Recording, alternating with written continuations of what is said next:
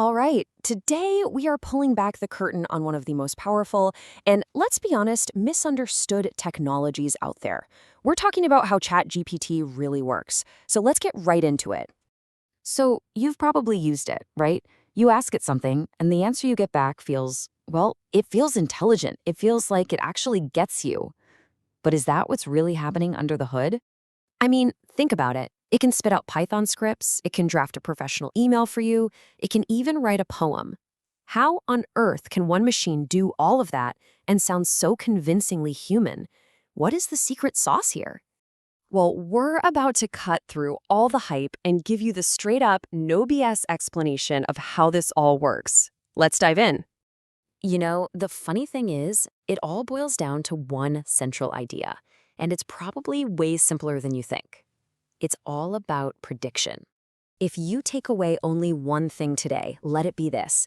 At its very heart, ChatGPT is a next word prediction engine. Yeah, kind of like a super-powered version of the autocomplete on your phone. But instead of just guessing the next word, it's predicting the entire response based on the massive context of everything you've said so far.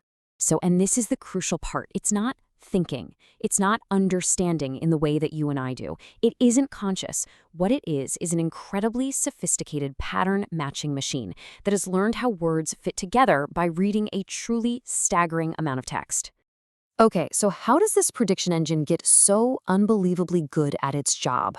Well, let's deconstruct the process. Let's look at the key ingredients that make it all happen. We're going to walk through 4 key steps in this whole journey. The huge ocean of data it learns from, how it chops our language up into little pieces called tokens, how it turns those tokens into numbers that actually represent meaning, and then the secret ingredient that pulls it all together, something called the attention mechanism. First up, the training. I want you to just imagine reading a giant portion of the entire internet. Books, articles, websites, you name it. The goal here isn't just to memorize stuff, but to learn the very fabric of human language, the grammar, the style, and all those subtle connections between words and ideas. Now, before a machine can process any of that text, it has to break it down into manageable chunks.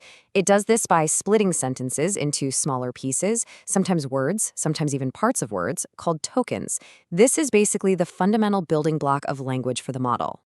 So, for example, a simple sentence like "ChatGPT is amazing" might get broken down into 4 distinct tokens. Chat, GPT, is, and amazing. Pretty simple, right?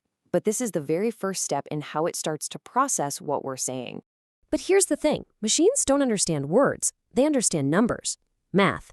So each one of those tokens gets converted into a long list of numbers, a vector, and we call this an embedding.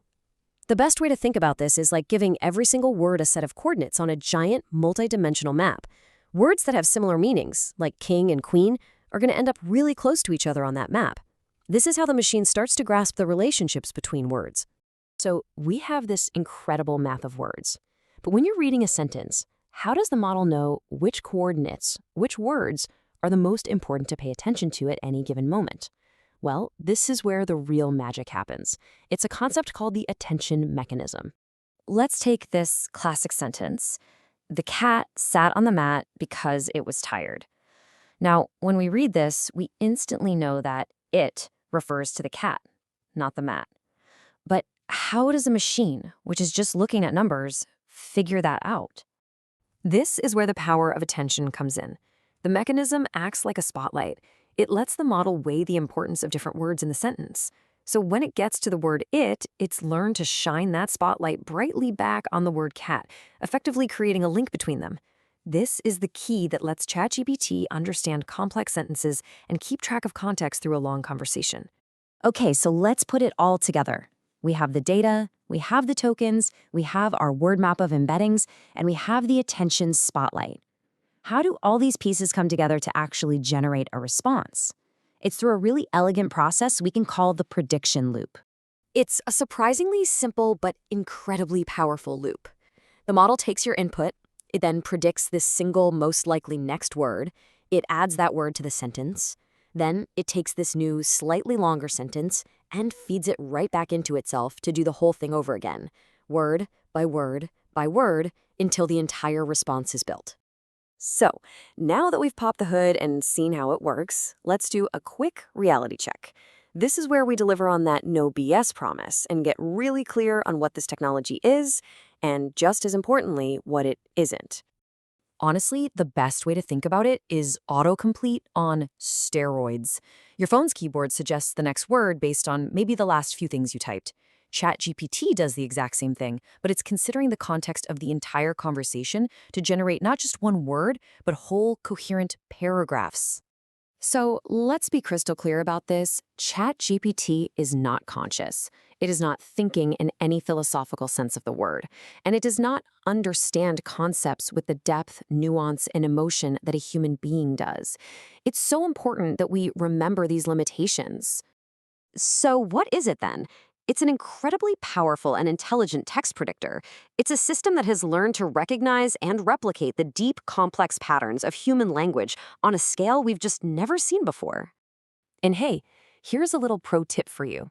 If you're ever in an interview and someone asks you to explain this, here is your perfect, concise answer. ChatGPT is a transformer-based model that generates text by predicting the next word using context and attention mechanisms.